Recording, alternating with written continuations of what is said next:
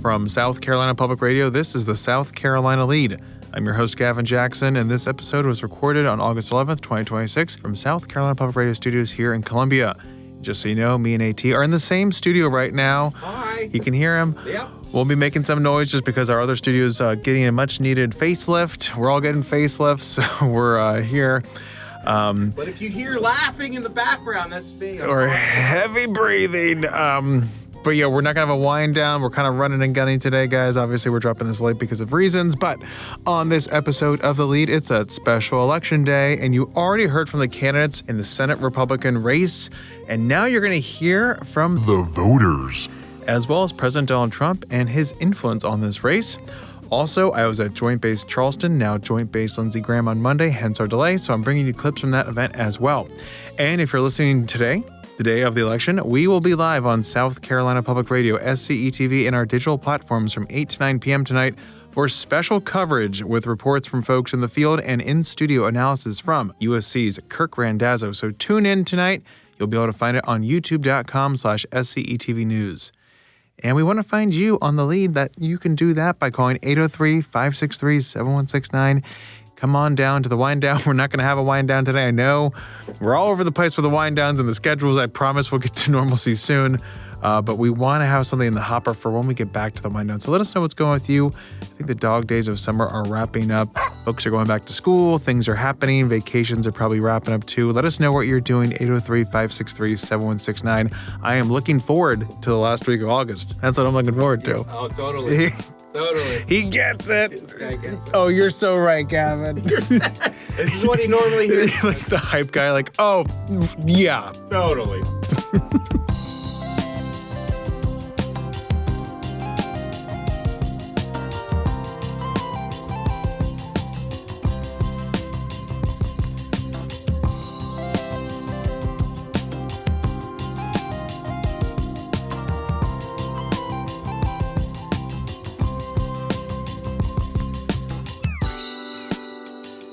All right, let's look at what's on tap this week at the State House. They are in session today. Mayan Schechter is up there covering that for us. Up in Congress, the House and the Senate are in August recess, so they are back in their districts and their states. Nice. On the Sorry. Nice. On the economic calendar, we get July inflation numbers on Wednesday, and Richmond Fed President Tom Barkin is speaking in Greenville on Thursday. Friday, we get U.S. retail sales data for July. All right, let's go ahead and kick this off by looking at the eve of today's primary. That was yesterday on Monday. President Donald Trump held a tele-rally for Senator Darlene Graham, which is very similar to what he did for Lieutenant Governor Pamela Evette the day before the June 9th primary. His endorsement in this race and its impact, like we watched in the gubernatorial primary, is something we'll be watching closely today, and especially if Graham makes it into a runoff as expected, and then the knives really come out for her. So here's Trump talking during that tele-rally yesterday. So we all miss the late, great Senator Lindsey Graham. Boy, do we miss him. And he was just a good guy. He was very capable, but he was a good guy. And we're thankful for his contribution to our country, to South Carolina. But out of all his achievements, he would say it all the time, the thing he was most proud of was his sister Darlene, the way she turned out. And Darlene she's tough. She looks so nice, but she's actually tough and strong, and she's the perfect person to carry on Lindsey's legacy and, frankly, what I want to do. And we're accomplishing things at a record pace like nobody's ever seen before. Darlene has spent years serving South Carolina by transforming an important state agency into a national model, helping to build a stronger workforce and provide critical assistance to South Carolina families. She's a pillar of her community and widely beloved all over the state. And in the wake of her brother's death, she stepped up and served your state with tremendous poise and distinction. And I must tell you, I asked Darlene, I said, let's go for it, Darlene. I know exactly where you come from. I know you, and I know Lindsey, and this is what he would have wanted. But I asked Darlene. Darlene had no intention of doing it, and I said, you've got to do it. It's the best thing. You're the best person for it. And so she wasn't the one to jump in. I was the one to ask her to jump in, and she agreed. Shortly after that town hall, I did get a text from the Graham campaign with a video he cut for her as part of an advertisement. So many text messages have been used in this campaign. I'm sure you're getting a bunch too. But that's a little bit more than what Eva got. But again, we've seen the limits of Trump's involvement in these primaries, and they basically are these telephone rallies that candidates actually shell out big bucks for. But here's what Graham had to say on that call. Additionally, I've signed onto legislation to crack down on fraud, support the unborn, and support President Trump's immigration policies that have finally secured our border. Mr. President, no president has done more to secure our border than you. And as the president mentioned, I also cast the deciding vote to confirm President Trump's nominee for Attorney General, Todd Blanche. I think he's an outstanding choice. I am pro-life. I believe that every life is precious. Boys definitely don't belong in girls' sports. When it comes to the Second Amendment, gun control should only apply to how steady you hold your gun. And when it comes to making sure South Carolina has a seat at the table, I will be a tireless advocate for our interest. I'm not a politician. I'm a mother and a grandmother who knows the struggles of South Carolina families because I've lived them too. I'm a problem solver and a committed conservative fighter.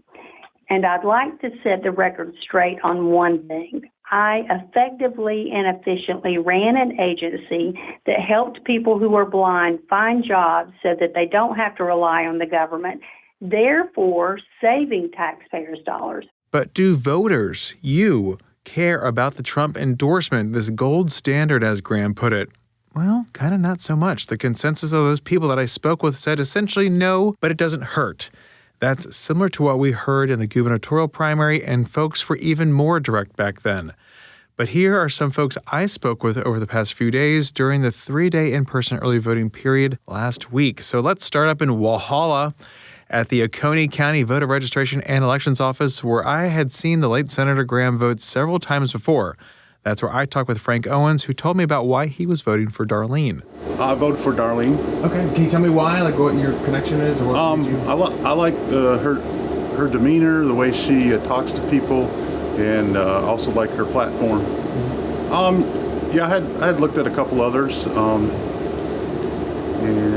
that was final decision. Probably came during the debate a little bit. Had to narrow it down a little bit there. So I think just like a lot of people, the economy and like to see the war finished. Education definitely on the top of my list. And just wrapping up, President Donald Trump, his endorsement, did that make a difference for you? I think I would have gone with Darlene either way, but it's always nice that they're able to work with the president. Robert Herron told me former Governor and Congressman Mark Sanford was his guy. He's experienced, and I like his policies. He's wanting to cut back on things, and I like the individual. I think he'd be good. Did you previously vote for Senator Graham when he was on the ballot, or what's your? Right, I voted for Graham all the time. And what about his sister Darlene? Was that not? That was close. But Mark, just because of his experience and his background, is right. that the difference for you? Right.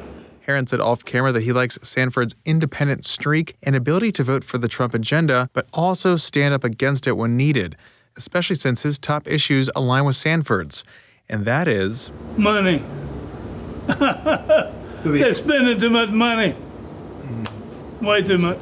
A lot of voters are like the candidates, and they are focusing more on domestic issues and affordability compared to the late senator's balancing act of such things, but also devoting a substantial amount of time to foreign policy in the name of national security. On Thursday, I was in Lexington, and the voters were also kind of keeping it close to their chest. That's fine. That's your right, of course, absolutely. But I just, I get a little hurt when people repeatedly reject me. No, AT? no. That's not It's okay. It's part of the job.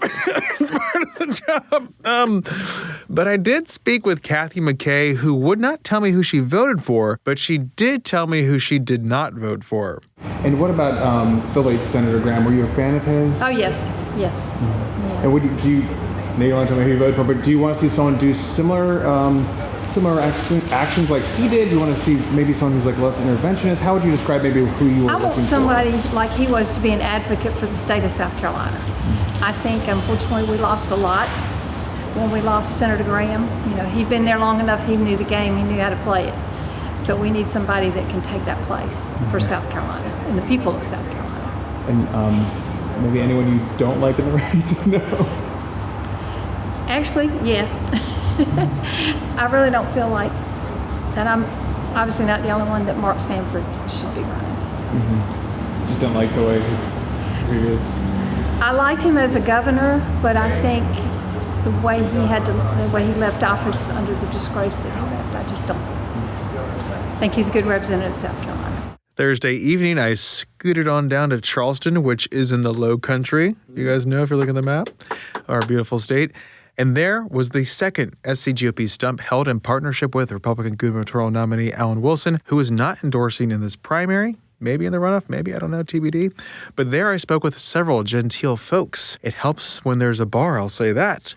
And me and Meknard were floating around and spoke to a group of women who volunteered their friend Gigi Vray. There was a movie back in 1959, Gigi, and that's my given name. It's on my passport. Solid name. And unlike Kathy, Gigi is supporting Sanford. Here's why.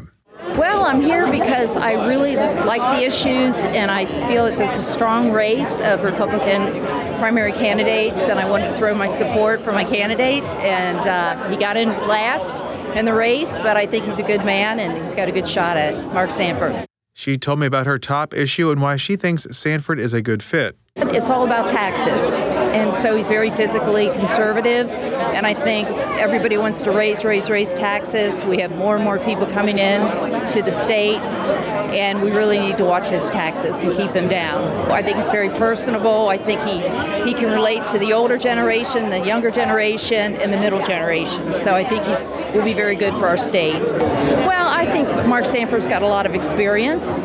He was the governor, and now I think he'd be a perfect fit for the Senate. He knows how to steward leadership and how the system works, and I think he can jump right in, and he knows all about our state. So I think he'd take that experience and go to Washington. Sanford's experience is why she likes him over others with a similar fiscal message like Congressman Ralph Norman and over Senator Darlene Graham. Condolences on the loss of her brother. However, I don't think she has a lot of government experience, and I think right now at the state of our country, I think it's very important that somebody has experience and knows how to lead, and I think it's a great honor for her to hold her brother's spot till November, but it's time for a change, and I think it'll be good for our state. As for the influence of President Trump's endorsement, well, I'm going to vote for the candidate. You know, I know Mark has come in at the last minute, but I think it's sometimes last is first. So I think Trump endorsement is important, but I think especially in the state of South Carolina, we have so many people coming from the north and the east, and so it's a different demographic. So maybe we need, a different kind of candidate. And now for some more Sanford whiplash. I inadvertently met Sanford's neighbor, Kathy, who is also the wife of State Representative Joe Bustos. She had just finished speaking with Sanford, and here's what she told me. He's my neighbor, for one thing. So we talked about taking a ride in the golf cart. That's what we talked about. But I think that Mark's a really nice guy, but he is not who I'm supporting for the election. Yeah. And who can I ask you who you're supporting?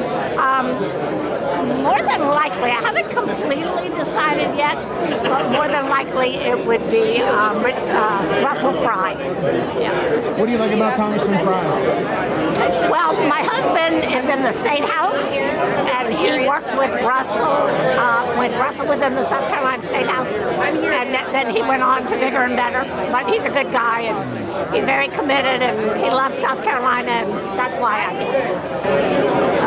I guess the economy is one of the top priorities, and everybody seems to be concerned about. And I think Trump is doing a good job, but he needs to kind of speed things along so that we can kind of get back to having a better economy. You're talking about Trump. Did his endorsement of Darlene make a difference for you? Not really, no. I mean, I think Darlene's wonderful. We love Lindsey. We went to his funeral. So, yeah.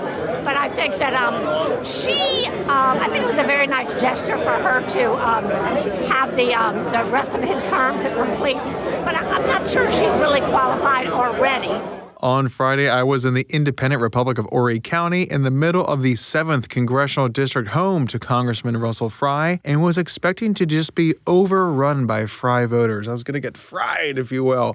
But that wasn't entirely the case among those who spoke on camera, including Deborah Dowd, who was torn. I had two choices, okay, Russell Fry and Mrs. Graham, and I chose Mrs. Graham. Tell me why. Yes.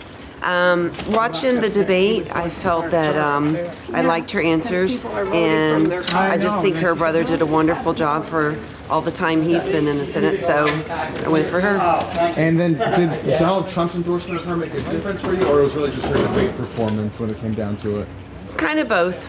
Her debate performance was very good. George Mitford said Fry is his guy. Voted for Russell Fry today. And what made you vote for Russell Fry? Well, I'm a conservative and a Republican, and I just think he was the best choice. And what are your top issues when you look at this election and what you want him to do in the Senate for you? Well, pretty much what Lindsey Graham was doing. I hope that's the path he takes. So then maybe why not Lindsey Graham's sister then? Why Russell Fry instead of her if you want someone similar? Well, I just thought he probably had more experience in this than she would have had. Scott Brown said Congressman Fry should not be running for the Senate since he'll create a vacancy in the House if he wins, which could cause problems if there is a tight margin come January. Brown voted for Darlene because he wanted fresh blood, and he, like others, said her debate performance was critical in determining his support. Debates mean a lot to me. You see them. Obviously, there's always some pre-preparation, a little bit of it. But yeah, the debate is what sold it. And before the debate, I was pretty open-minded. Do I think anybody was a close second? I think Norm would be.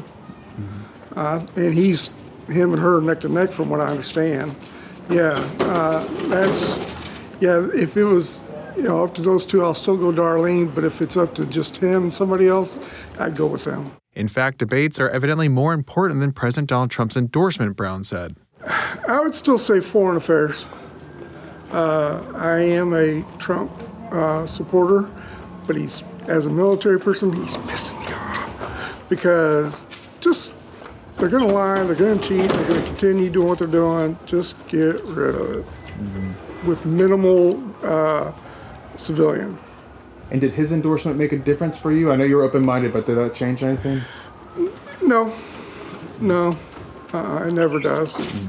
I simply, I rely heavily on debates. I really do. They mean a lot to me. I'm glad they have one. I would like any political consultants listening to take these comments to heart. A lot of times these guys say that debates don't matter. No one watches debates. I take that personally. As a moderator. You sure about that? But okay. But I think in this situation specifically, since it is such a quick election, it's only been a month since Senator Lindsey Graham died, and everyone is looking for as much information as they can get. That's why debates and press interviews are so key right now and why it's been so great that they've been doing those stumps across the state. Now, when asked about Sanford, Brown alluded to the former governor's extramarital affair in 2009. I shouldn't be that way. I know past is past, but... and I hate it for him. I voted for him when he was governor. Frank and Susan Boehm had this reaction when I mentioned Sanford. Absolutely not. Absolutely not. No. Because? Just you name one. Name a fact, not a fiction. Just name a fact, and there are a lot of them. He was terrible as a governor, and he would be terrible as a senator. Now, Frank and Susan both voted for Darlene, but listen to their thought process here. I love talking to couples because they're always trying to convince the other who they think they should vote for, and it's fun to hear these candid discussions, and I appreciate people sharing them with me. Because I talked to her in the parking lot. Well, yes, but... No, I said that, given Senator Graham's positions on everything, and she obviously knew him very well. She was not a politician, but she was akin to probably one of the greatest senators ever. So that's why we did it. I listened to what he said, and I went, because I was not going to vote for her. I was going to vote for somebody else, but changed my mind. Russell Fry? No. Ralph? I'm a little iffy on him. No, Ralph Norman. being not a politician and just being able to follow the path of her brother and reality, she could do no harm. They also discussed their top issues with me, not too dissimilar from everyone else, and we discussed foreign policy stances. The economy, immigration. Yeah, pretty much what everybody else, I think, is looking for. And a lot of people talk about how she's not like her brother in the sense of interventionism when it comes to foreign policy. Is that something that you're okay with, that she's not going to be like her brother in that sense? Well, obviously she's not skilled at it, so there's that. But I think once she gets seated in place, then she'll understand more. And intervention is great. I mean, you can't ignore the rest of the world, because it's either coming after you or it's going to play with you. Either way, but you have to know that. So there you have it, folks. The voters have spoken, and they will do so by 7 p.m. tonight. But before we go, I want to throw a final poll at you so we can have it on the record before we see what happens tonight. A Trafalgar Group poll of 1,027 likely voters conducted between August 8th through the 10th found that 26% supported Graham, 20% backed Norman, and Fry and Sanford are tied at 18% each. The latter three are all within the 2.9% margin of error. So basically, it's going to be Darlene versus who in the runoff. That is Wednesday's headline. You heard it here first, maybe.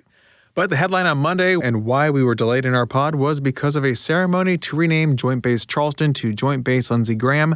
The late senator was first elected to the House in 1994 and then in the Senate in 2002 and was on his way to secure a fifth term in November when he died in July. Now, during his time in office, he was a national security hawk, pushing military spending and bringing home the bacon to such installations in our state like Joint Base Charleston, Fort Jackson, Parris Island, Beaufort Air Station, Shaw Air Force Base, and McEntire Joint National Guard Base. A lot in our state, as you know. And Graham also served 33 years in the Air Force on active duty, in the Air National Guard, and in the reserves as a JAG officer. He retired with the rank of colonel, and General David Petraeus, the former commander of coalition forces in Iraq and Afghanistan, as well as General Joe Dunford, who was chairman of the Joint Chiefs of Staff at the time, spoke at Graham's retirement ceremony in 2015. In fact, during his time in service, Graham served well over a dozen times in active duty stints in Iraq and Afghanistan as a colonel and judge advocate general officer in the U.S. Air Force Reserve. So he was over there. Now, on Monday, his service was honored with a recognition by the Department of Defense Secretary Pete Hegseth, Governor Henry McMaster, Treasury Secretary Scott Bessent, and Senator Darlene Graham, who all gave remarks during an unveiling ceremony of the base's new sign on the perimeter of the airfield. And Graham remembered her brother, who died a month ago today. It was sometimes hard to tell if Lindsey was a senator who happened to serve in the Air Force or an Air Force lawyer who happened to serve in the Senate. Such was his love for both. That's the man this base is named after. A man who loved his country, loved his state, and loved the United States Air Force. I could not be more honored or humbled for him to be recognized in such a fashion for his lifetime of service. The base is home to the 315th and the 437th Airlift Wings, recognizable by the massive C-17 aircraft that transport equipment and service members around the globe. Those are the workhorses of the military, just as Graham was to our country, Bessent said. Before joining the administration, I would sit on my side porch here, overlooking Charleston Harbor, watching the squadrons of C-17s returning from their missions across the globe. Nobody does it like our amazing South Carolina pilots.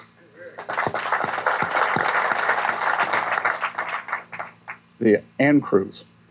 From today forward, these planes will have Joint Base Graham on their tails, a reminder that Senator Graham was the American people's workhorse. That is why Lindsey Graham's legacy belongs here, and it's why this base will bear his name with pride.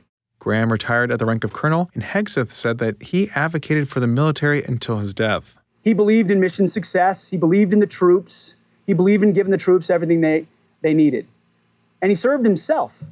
In fact, a few years later, Captain Hegseth was an instructor at a base on the outskirts of Kabul in Afghanistan. And who came to visit? Colonel Lindsey Graham. I had mentioned that we were out there at the counterinsurgency school and we could give him an update on what the Taliban was up to. Sure enough, during his reserve duty, there he was. jet lagged as all hell, because that man had a schedule like nobody else. But he was there to hear from us because he wanted his ear to the ground from the troops of what was actually happening in the war in Afghanistan. Fast forward, I mentioned the military budget of $1.5 trillion. The last meeting I had with Senator Graham was about a week before his passing, or so, maybe 2 weeks before his passing. And he said, he's the Budget Committee chairman.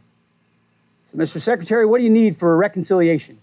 I said, well, in total, sir, we're going to need $350 billion for our military. That's what we believe gets us to $1.5 trillion. 115 in the base budget, 350 in reconciliation, and we'll be ready. He looked at me and said, how's 355 sound to you? He wanted to give even more than 350. He wanted to ensure our military was as equipped as humanly possible because he was thinking of places like this one right here. You can watch that entire ceremony at youtube.com/SCETV News. That's a show. That's a show. That's the whole show.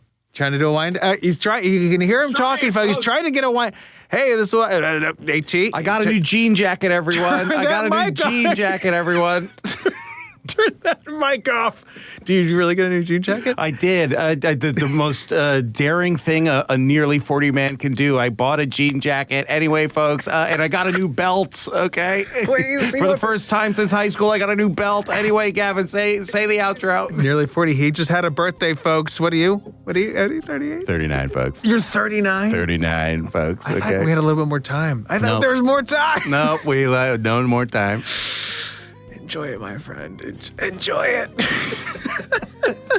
All of our older listeners are like, shut up.